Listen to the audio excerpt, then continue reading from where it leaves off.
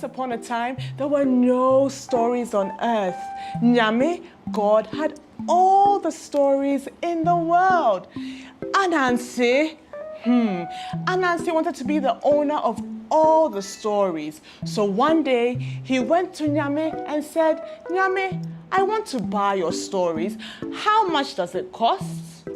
Nyame thought for a moment and said, I'm willing to give you 3 things, but it comes at a very high price. Ananse said, I can do it. Tell me what it is. Nyame thought for a moment and said,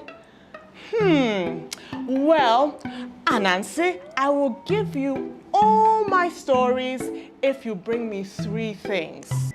He said, first, bring me Onini, the snake. Well done. And then he said, you'll bring me Osibo, the leopard.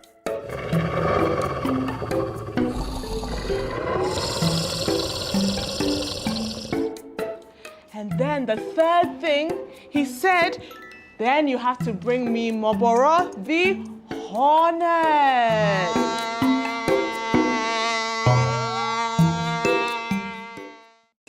Ananse was not afraid. He smiled and rubbed his hands together. Can you do that too? First, he went to Python's house, and Python is the snake. Ananse was talking to himself, and Python said, Ananse, why are you talking to yourself?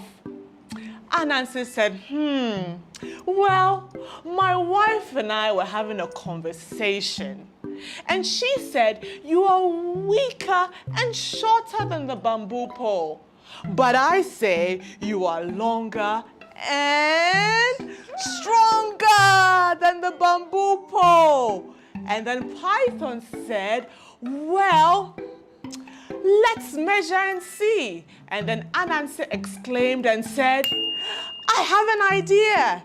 Let's tie you to the bamboo stick and see how long you really are. Now he's tied to the stick, and Ananse captured him and took him to Nyame.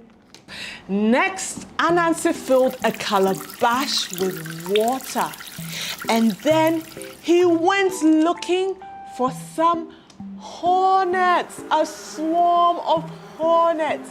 Ananse carefully climbed a tree, and then he splashed some water on the hornet's nest. Can we splash some water? Splash, splash. And then Ananse said, it's raining, it's raining.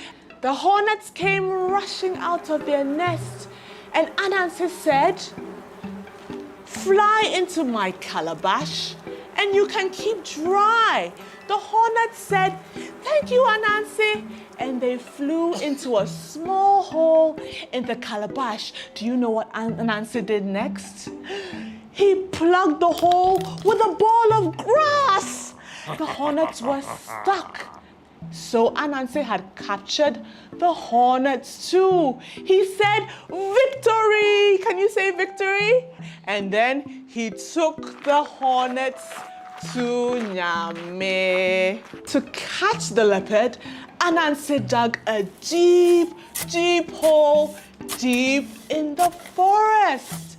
He covered the hole with leaves and branches and poured some sand over it. He knew that that's the path that leopard takes at night, and he knew that leopard will fall into the hole. Just as Ananse planned, Osibo the leopard fell into the hole, and then Ananse caught him in his net and took leopard in his net to Nyame.